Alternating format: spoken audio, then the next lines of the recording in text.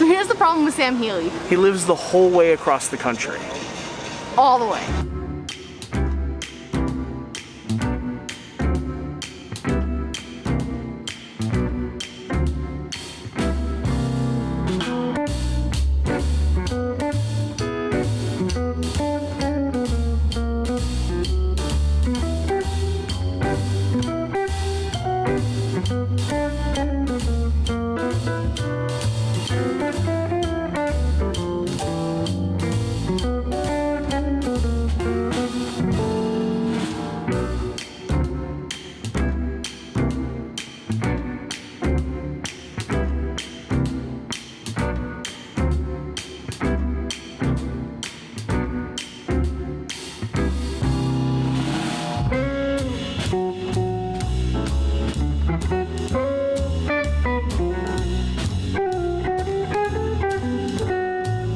So we made it to Seattle? Seattle, Washington. Is that where we are? We Washington. flew across the entire United States. I mean, from the bottom tippy corner of Florida all the way to Yeah. the top left corner of Washington. yeah, these vlogs are coming out on a weekly basis based on where we actually are, and that's right, we were in the Everglades just last week. We finished up a very good photography contract, spent a little bit of time with your family, took 2 negative COVID tests, and hopped on an airplane all the way to Seattle to find out just what is up with Sam Healey, or what the problem is with Sam Healey.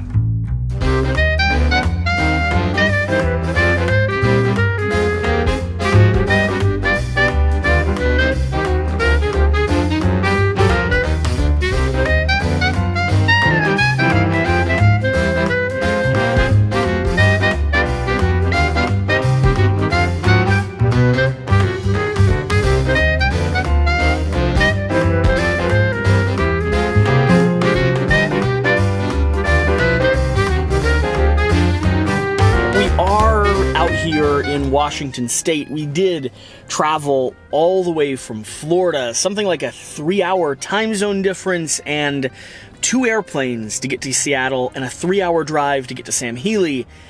And travel was An experience. Yeah. We were late.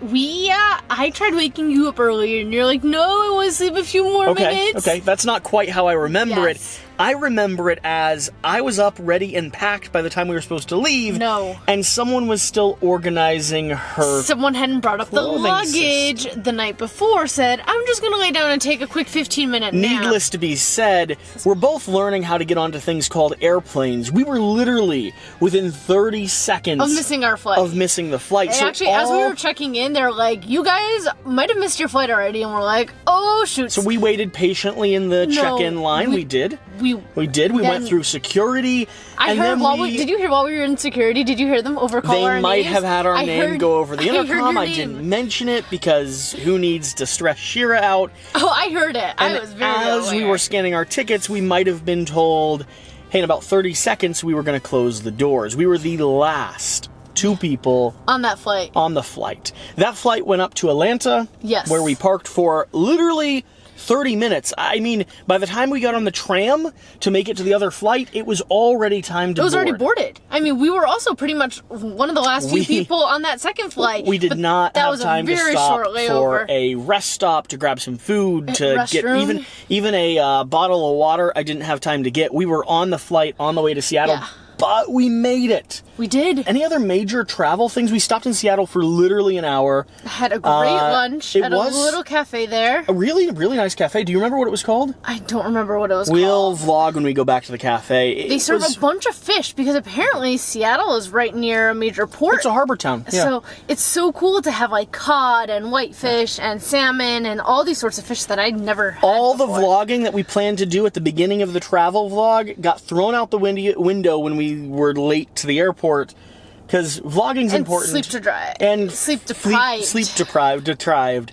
But things are going well, and some of the comments so far have indicated that this hybrid approach of conversational but not always following us around is actually fairly enjoyable. Yeah. This is going to be a conversation where we talk with Sam Healey, go through all of the problems that him and the people around him have, and just sort of adventure out to Washington. This won't be like the other vlog where we were actually doing a day trip to a single location. We'll have a mix of those coming and going. Yeah. This is sort of one of those longer, week-long stories. Now, the reason Mythic has us out here is because there really, seriously, is a problem with Sam Healey.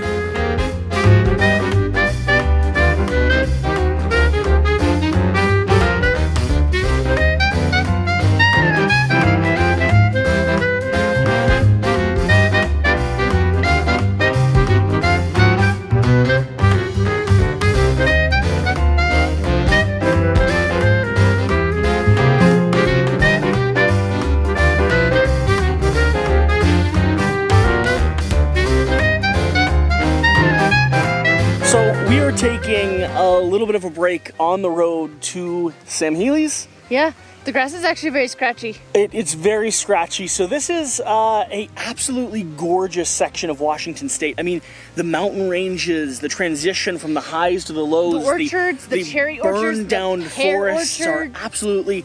No, I mean, it is really genuinely beautiful as you're leaving Seattle. You come across you have two mountain passes, and we took Highway 2 here. We're not going to give you specifics on where he lives, don't worry, but Highway 2 goes through this winding road, and instead of like the bluegrass region, the Appalachians where I grew up, where the winding roads are sort of big brick walls, and this mountain range is pine forests and rolling mountains with cold peaks as far as you can see. It was absolutely gorgeous. You did most of the driving. And you slept through most of it, honestly. I did. I was exhausted. You did most of the driving on the way? I did most of the driving. It was a little scary at times because people take those turns really quickly. I mean, and at a certain point, it's just a straight descent. She takes those turns so quickly. I do not. It's a straight descent, and you're just going around and around and around, and your car gets up to 90 miles an hour before you even blink. It's like, oh, shoot. Her car gets up to 90 miles an hour before you even... The new and improved Betsy gets up to 90 miles an hour. It's a Kia that is brand spanking new. It's got Apple CarPlay. The brakes are so sensitive that I jerked the seatbelt around quite a bit. This isn't sponsored by Kia. I'd love it if it was, but it's not yet.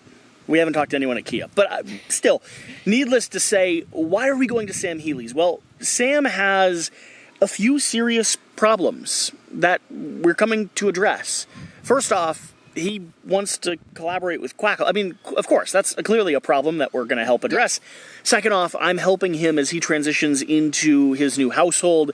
He just got married, so congratulations to Sam Healey down in the comment section down below. I don't know if that's my information to share, but I have shared it, and his wife will be on camera. His wife is fantastic. She's wonderful. Her name is also... Jessie. Yeah. I've made new friends with her, and I'm so excited to continue that relationship at Gen Con. So the reason why I'm visiting Sam Healey is to set up his studio, help, prepare them to start doing more official content around Mythic Games. Sam Healey started with the Dice Tower. He's transitioned to be the community manager and sort of the public face of Mythic Games here in the United States.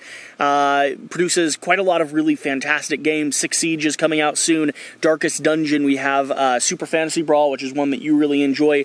Reichbusters, which is one that I enjoyed getting to the table.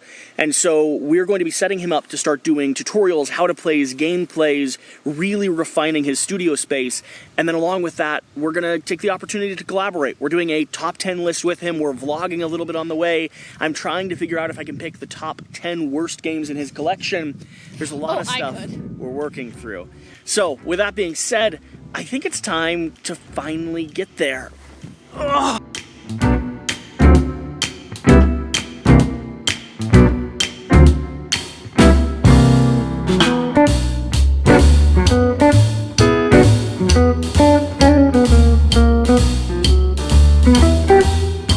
So, despite Sam insisting that I don't vlog, this is the perfect opportunity to vlog because, well, I have a problem with Sam Healey. Oh, boy. That's kind of the theme of this. Sure. We are sitting here trying to set up playthrough 6 Siege. We're running through it so we can do a gameplay video. It's been a pretty successful day so far. We've been setting up your studio, getting everything arranged, going through an entire wall of board games that we might highlight a little bit more in this vlog. Later on. And someone shows up that apparently gets all the love and attention and care in the world over whatever else you're currently doing. Maximus Decimus Meridian. So, strength and honor. The cat will determine when we actually begin or continue playing anything. There's a chance that the weekend's over now and we get nothing else done. There's a strong chance. Either way. It usually lasts about 5 minutes, and then he's like, I'm done with you, human. There's no telling how long this will last, but I'll wait patiently because cats do have the power to destroy everything. That's true. We just finished up our Six Siege, pre-game. Yes. We're going to do a recorded gameplay tomorrow. Yes. Where I might stand a better chance. I think you were taking it easy on me. Okay, it didn't really? go... It went so horribly bad for Jesse. I am almost embarrassed to say so. Luckily it wasn't recorded. Luckily it wasn't recorded. It's only in our minds. Sam, one of the things I wanted to do behind the scenes on the vlog is something that I don't think anyone has really had a chance to see, and certainly not over the past few years, because half of these have been in boxes as you've transitioned from Florida up here to Washington State. That's correct. Again, moving way too far away. Yeah. Yeah. That was a long way. Hiding in the mountains for some reason. I mean, it explains the beard. You do fit up here a little bit. It's the whole Grizzly Adams motif. It is. So we're going to go through your entire collection. Now, I'm going to do some B-roll of this so people can actually pause and read through the shelves and see exactly what you have that's lasted on your shelf for a long time. But I also had a few questions that I'd set up that I wanted to ask. So I'm going to flip the camera around, and we're going to go through a few that you at least have good stories. Okay. Sounds good. Okay, let's see. So I'm going to flip this. I'll toss some B-roll, and you can just start talking here about the games. Well, let's see. I think this one right here, Cutthroat Kingdoms, I have a really cool story of. I got along well with the designer, Brian Merloni, and I don't even know if I pronounced his last name right. I'm sorry, Brian, if I didn't, but that's kind of my thing. I don't pronounce names correctly. But anyway, before his game actually got produced, I met him at a lot of different conventions, and he had this game that he carried around all the time, and it was his prototype copy of the game. And because I gave it, I guess, more publicity or something like that, he felt like it would be cool for him to give me his personal demo copy of the game, and it was actually a really cool thing. It's actually this like tome version of the game, but if you want to check this out real quick. It has all of the components that he used in these really neat leather bags, and they're really nice components that he used for his demo copy that he kind of pieced together. And so it was pretty cool for him to give me that, because he has all the cards here as well, in the different things. And of course, this is a prototype copy, so this is nowhere near what it was, but what it turned out to be, rather. But that was a really cool thing that he did. I'll put this together later. That was a pretty cool thing that he did. That was kind of a cool story. Designers really haven't done that for me otherwise. I don't know what else. I think, my copy of Blood Rage is right there, and it's I don't know if I should do this, but I'll kind of take it out. You'll see how beat up it is because I've played it so much. Here we go. Ready? Anyway, but it is rather well used, as you can see. The box cover is just nastified. I'm not going to open it because I've got the, whatchamacallit,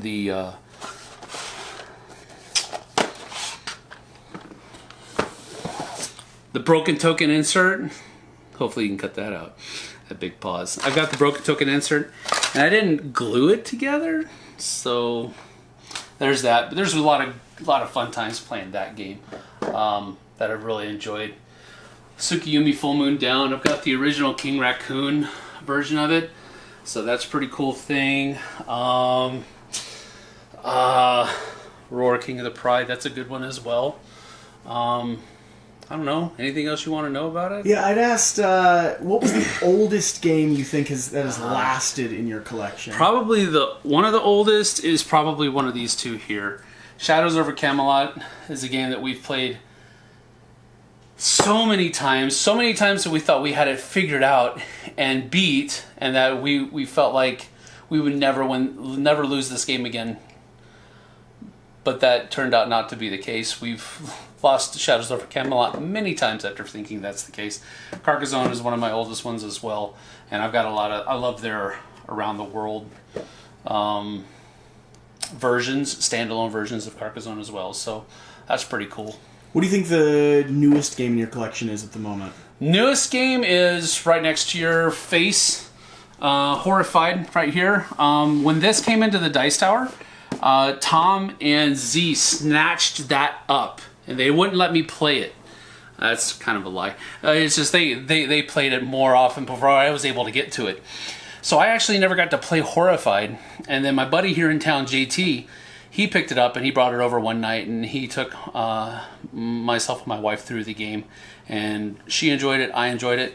We bought it a couple days ago at a place in town here called Hooked on Toys, and played it with all three of the kids, because you can play up to 5, so it's perfect for our family.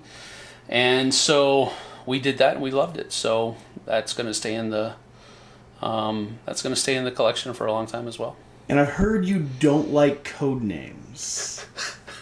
No, I don't like code names, but Mr. Shavatal is right here on my shelf with Codenames pictures. I don't like Codenames because the words were just boring.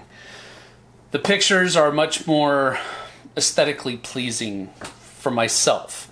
It also bridges gaps between languages, so it's language independent as well, except for having to communicate with your team members. So I like Codenames pictures. I don't like Codenames at all. And then you didn't tell me the story, but you told me you had a good story of a game for a company you're pretty familiar with at the moment. Oh, yeah. Well, yeah, Super Fantasy Brawl is a game that my company, well, it's not my company, the company I work for puts out. And when we got it and I started playtesting, I was like, man, I feel like I've played this game before, but I can't remember how or when. And the more I started thinking about it, I was thinking about it also online in different posts and in different videos that I was recording for my company. And so Artyom, the owner, I guess you could say, and the main designer between this game, see, Artyom, I'm gonna murder it, Nichiparov, Artyom Nichiparov. They are from a company called Wolf Designer. And a couple years ago at Essen, I was actually demoing Trickshot at Wolf Designer's booth. And so as we were playing that, he asked me, hey, there's this other game that this guy is playing, or he's demoing, and he's showing around. Well, you want to try that out too? And I was like, sure, I'll try it out. And so we played his game. And then right after we were demoing Trickshot, the prototype version of it, and then we demoed this designer's game, he took his game to Mythic Games and pitched it to them, and Mythic Games picked it up right on the spot. And it turns out to be Jochen, I can't remember his name, Jochen Eisen? Is it Jochen Eisenhuth? Is that right? Yes, I was right. Yeah, my brain is not dead yet. So Jochen took it to Mythic Games. Mythic Games picked it up right off the bat, and now it's Super Fantasy Brawl. But that was before I was ever part of Mythic's team. I was still with the Dice Tower back then. Wasn't even thinking about going to Mythic at that point. So that's a pretty cool connection that I had from Dice Tower days to Mythic days. Yeah. So there we have it. I know there's a lot more titles that people would love if we could go through. Sure. It would be a much longer video. It would be like a 40, 50-minute long video. Maybe the next time, assuming he invites me back, we'll spend the time doing that. Yeah, that'd be cool. But for those of you that are curious, feel free to leave comments down below if you see gems that are some of your favorites or see games that you're surprised are in this guy's collection. And I might be able to talk him into popping into the comments and responding to 2 or 3 of Absolutely you will. if there's something specific that you all want to know. Hopefully you've enjoyed this little behind-the-scenes look. Cool. And stay tuned, because we're going to have some more conversations happening in the vlog. And with that, there's his... Maximus always gets the final say. Yes, I see you leaving a ball of fur on my table. So we are just pulling in for another update. Shira, how's Hi. it going? He's tired. You're tired? Yeah, it's been a long trip. You can see by my hair that I am not about to get on camera. Instead, you two are gonna go. You two are gonna go head to head on. He says while he's on camera. Well, I mean that's true, but this isn't really. This is like the behind the scenes vlog. Shira and Sam are about to go head to head on one of. Well, I know it's one of Shira's favorite games. Yes. Yeah, I like this. Awesome. So Good. super fantasy brawl. We're gonna see who can take the title. But it's all you're working on a little list of stuff. Okay. Can't look at it yet. What's wrong with you? We're working on a top 10 list, and I told you could not Could not. reference your 2018 That's correct. top 100 Dice Tower. Last time I did it. We're going to see the comparison, so if you're excited for that, it's probably not on the channel yet. But stay tuned, because I think there's going to be some things floating around that you are going to regret where you've placed them. Maybe. We'll see. We'll see how accurate you can get to your old see. historic list. He's sitting here, positioned right next to the shelf, so he can really get a good sense of, Codenames is going to be up there pretty high. Don't hold your breath. One of the big goals from being down here was not only to film some content and collaborate, but also work together to start figuring out how to design and set up Sam's new space over here in Washington. He's going to be doing, like we've said multiple times, some more gameplay videos, how to plays, a lot more on-camera personality stuff over for Mythic Games on the Mythic Games YouTube channel. And so, me being a videographer and photographer, I've worked as a freelancer for the past 8 years plus. I at least know how to slam my head against the wall and make some technology do some things that it is or isn't intended for. And there's 3 core things we were looking at when we were here in this space. For those of you that are content creators just curious what goes on behind the scenes, I figured I'd give you a rundown on what we were trying to accomplish. The 3 elements of producing good content are going to be lighting, audio, and of course video, or your cameras. Now, lighting was pretty straightforward, and I'll be honest, in the setup we have right now, we didn't actually have everything we needed yet. We have a few more things that have been delayed shipping this direction. But the main objective was to get a rail across this location, which is the thing we're waiting for, so we can get all 3 of his lights up. We actually got 4 lights total, and that's going to be important. We're doing a 3-point lighting system with 2 on each side, 1 primary key light that I usually have a little bit warmer that's next to the camera that's really on the people. The 2 side lights are primarily on the table. And then something that people overlook a lot is going to be this other backlight. Now, you can do this with LEDs. Right now, there's a chance we might do that in the future. But right now, just any sort of hair light or backlight to brighten up the background and also separate you from the background as a content creator goes a long way to making your video look more and more professional. The next step was going to be audio. Audio, up to this point, had primarily been a little lavalier microphone for his kind of keynotes or talks. And lavalier microphones are fantastic options, especially if you're doing run and gun things, if you're doing interviews, or if you want to control more of the soundscape. But if you want a studio that's easy to set up, that's accessible so you can press record, and also gives you a little bit more of a warm, welcoming feeling when it comes to the audio, a shotgun mic is going to, assuming the room you're in, give you probably the best, warmest media that you can, or audio that you can. And there's a few things you can do in your space to start helping control that audio. First off is closing off any doors you have so that you can keep any extra sound from coming in. You can also take a sound sample from the location and do your best to pinpoint where the ambient noise is coming from. If it's the camera, the processor, the microphone, or some other sound in this space, like we have a little water heater over here to the side, that if that door is left open, you can hear quite a bit from. But then you can also do a lot to control the room. First off, we've started installing sound panels on the wall. These are going to help diffuse the noise, diffuse the audio, so that you're not constantly having echo bounce off the walls and back to the mics. And then second off, we set up shotgun mics, left and right channels that are pointed down here at the audience. That's going to give you a really pleasing, or should give you, in theory, a really pleasing experience with the audio, because you'll have audio coming as if you were sitting in the space yourself. Microphones are capturing what you want your audience to hear. So in this case, our goal was to set up the studio in a way that makes it feel like you're sitting across the table and just listening to Sam and whoever his guests are talk about board games and have fun and enjoy playing them.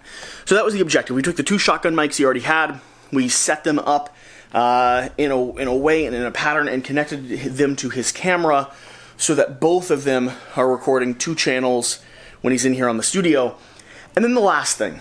This is going to be the thing that a lot of people overlook, or I'd argue maybe not a lot of people, but a significant amount of people overlook when they're considering content creation. You need to get to know your camera. You really do. So Sam had a few 4K high-end Panasonic cameras that he'd purchased after separating from the Dice Tower, and they were the cameras that he was familiar with. But for a long time, like him and I have talked about, for a long time it was the team at the Dice Tower that were really running and operating the cameras, and so he was able to, after working another job or two, come into the studio, sit down, record, have fun, but it was really never his responsibility to know the technology enough to make it function without a little bit of help on the side. And now that he's a content creator and producing content on his own, we do have to become a little bit more familiar with the camera systems that we have. And that's one of the things that a lot of people don't realize or don't know. I always, across the board, from the very beginning of my career, have encouraged people to turn their cameras to manual and leave them there. Until they can figure out exactly how to run and operate their system. You need to know three core principles: ISO, shutter speed, and aperture. Aperture is the iris of the camera. It's what's making things brighter or darker based on how much light you're letting in, just like your eyeball retracts and opens in a dark to light space. But that also controls your depth of field, how much is going to be in or out of focus, just like you, looking at this camera or looking at me, will see other things behind your computer screen slightly dimmer or slightly out of focus. Everything has that range or that plane of focus. The iris is controlling that. ISO is digital noise. Basic rule is bump it as high as you need for the video to be clean, but if you get to a point where it's super high or you're closing down the aperture in order to do so, you want to keep it as low as possible, because the higher that ISO gets, that digital noise gets, the more you're going to have the peaking, the green and red specks that really doesn't look great on video. And the more expensive a camera you have, the better sensor you have, the more it's going to be able to deal with that low light settings. Then finally, you're going to have your shutter speed. In video, shutter speed's fairly simple. You basically want to double your shutter rate, or you double your frame rate, what you're filming at. So if I'm filming at 24 frames a second, my shutter speed should be 48 frames a second. That's the 180 rule. Basically means you're not going to have a lot of stagnation. And when you have movement on camera or shifting or adjusting, the basic rule is it films in a way that our eyes and brain are comfortable interpreting as real and how we view things. Whereas changing that makes things either more jagged or way too blurry. So change your cameras to manual. Figure out how to run them and learn those three core principles. Once you've done that, really, the space is yours to control. Now, if you're wondering where you should start on these three elements, here'd be my basic rules. If your camera's in auto, I can't trick you into changing that. And the next two things you can control are going to be audio and lighting. Lighting is going to do the best to help a low-end camera. So if you haven't spent a couple $1,000s on your camera, or you're using your cell phone, they can do amazing jobs. The only difference is they don't do as well in low light. So add light to your space. Get really good at lighting what you're looking at, lighting the table, making sure there's no glare or reflection, primarily, by the way. That has to do with the angle of the light and how it's bouncing back at the lens. So we have low lights about the same size as human lights, or same size as humans. If we had overhead lights, we'd have a lot of glare and reflection bouncing back in the camera's direction. So, change your lighting, adjust your lighting to control for the space to make the camera that you're using better. And then the next thing would be no one's gonna listen to bad audio. So, if I had to give you a hierarchy, get your audio clean, get your lighting good, and then invest in and learn the gear that you're working with. That's basically what we're doing here. Setting things up, getting some details finagled, and, of course, producing some content. Now, I better get back to work. I don't have too much time left. We just got done doing our final gameplay before Shira heads out. Sam and I are going to do a few more. Yep. We've got a few big plans tomorrow. What's the memoir? Memoir 44. We're going to get that to the table, which I've never played, and he's a little excited to teach me. Yeah, I am. So that's gonna be fun tomorrow, but that's not gonna be in this vlog segment. This is Jess, or Jessie. I know, odd resemblance there. You're Sam's wife. You just sat down and played a game with us, which I think is this your first gameplay on camera? It is. So we're gonna be unveiling his gaming partner over on the Quackalope channel. And we were going to do a whole scripted segment where I walk through the front door and I'm telling Shira, well, the problem with Sam Healey is, and we never got there. But we did have you prep what your problem was going to be. Mm-hmm. And I did think it was entertaining, because we have been discovering it. The problem with Sam Healey is he needs 2 cups of coffee in the morning before he gets going. We literally have a coffee cup. Probably very true. That has a measure on it that as you drink down, you can tell at what stage you're allowed to deal with. It says, I think, nope. Yeah. Almost, and then okay. Yeah, we're not really ones to talk, because like always, this episode of the vlog is sponsored by Red Bull.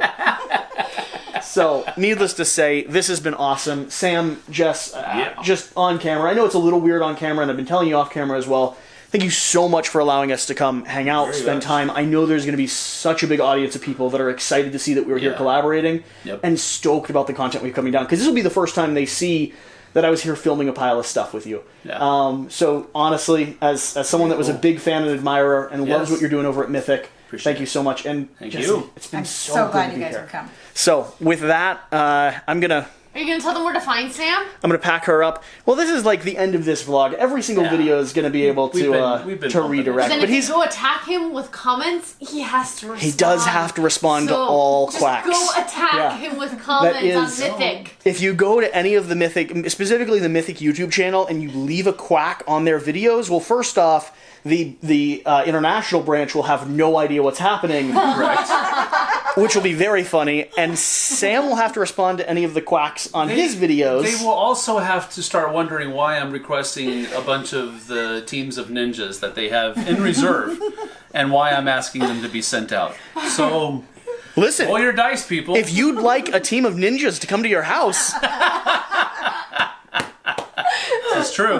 But seriously, thank you so much. Thank you. And Shira, we're going to pack up and... skedaddle. I think you're gonna leave me. Alright, so we are preparing, well, they're preparing some food.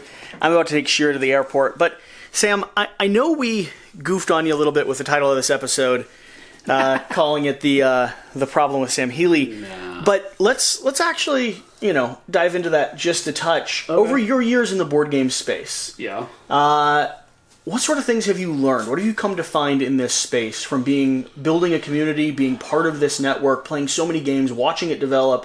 What sort of takeaways do you have looking back at the last, as you scrape the knife across the table mat, as you look back over the last, I suppose, it's been a decade or so that you've been creating content? You got to get over yourself. You can't take yourself too seriously because everybody else takes you too seriously.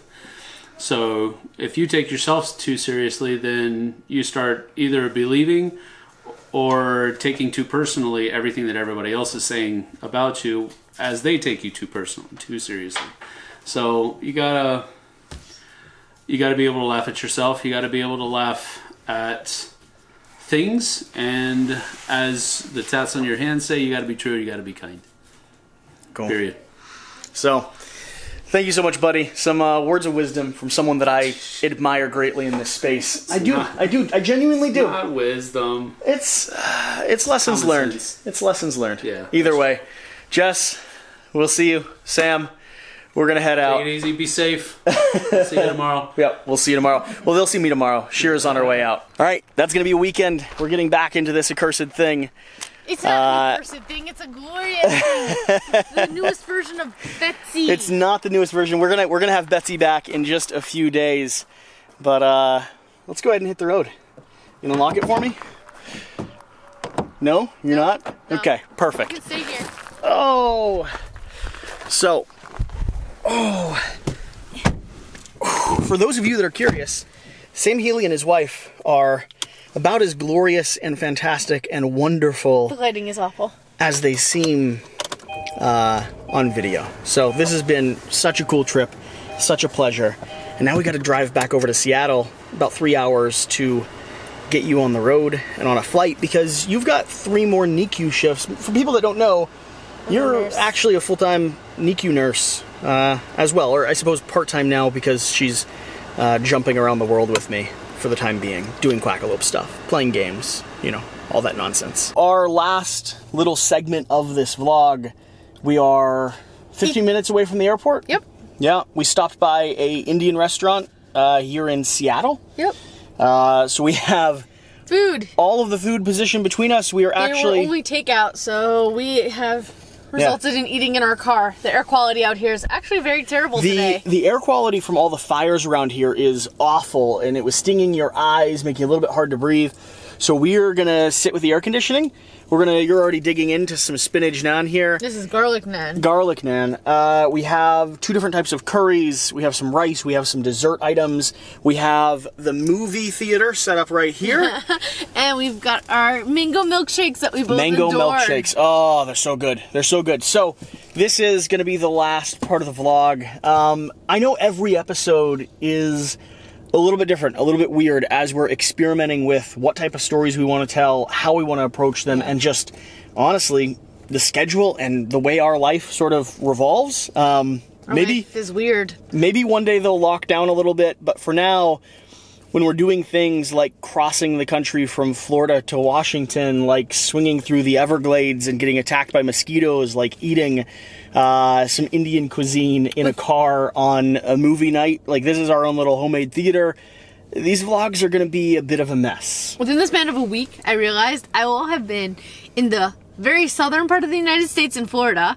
I will have been on the very west of the United States in Washington, and then I'll be in the middle in Cleveland. I will have traversed the country in a triangle. It's very, very, very interesting. And of course, we're both vaccinated. We're both wearing masks when requested and appropriate. And we both took 2 negative tests down in Florida before transitioning or being around a bunch of other people. So with that being said, it was a great week. It was a really solid week. Hanging out, filming. Sam Healey, I know you really connected with his wife. I had so much fun with his wife. His wife's name is also Jessie, so apparently I just like the Jessies in my life. Yeah. I got a chance to film a lot of videos. The week's not over for me. I'm going to continue sort of traversing the country, and you're about to get on a flight. You actually have to go work a few shifts at the NICU. Next week. And so you have to go home a little bit ahead of me, so I'm going to drop you off at the airport, drive back to Sam. Over the weekend, we're going to be playing through a lot of games, we're going to be filming some more projects, finishing up, setting up his studio, and really just getting to a point where we've kind of accomplished all the stuff we wanted to do on this trip. We have quite a few extra fun stuff that we've been able to do, and then I'm going to be doing the journey home from Saturday night. You leave. I leave Sunday morning, 6 a.m. Sunday morning. Well, that's when your flight is. You're actually leaving somewhere Yeah. in the 1 a.m., 2 a.m. range to get back to the airport. To get back here, and then I will be doing the drive up from Florida to Maryland and then Cleveland. Yeah. In Betsy, And Kentucky. who I miss so desperately, and Kentucky to pick up a Little puppy. lonely little puppy that hasn't been on the vlog for 2 weeks. That's it, just 2 I weeks. miss her. So, any final thoughts, Shira? See you next vlog. Thanks so much for watching. I know there's a lot of people that are enjoying this content, and if you made it to this point, we're leaning into the fun, weird, random, the clickbaity thumbnails and titles. We're experimenting with what this can be, because it's strange and personal, and we're enjoying the experimentation. So, we're glad you all are staying tuned. And with that, she's someone. We're going somewhere. She's going somewhere. I'm staying right where I am.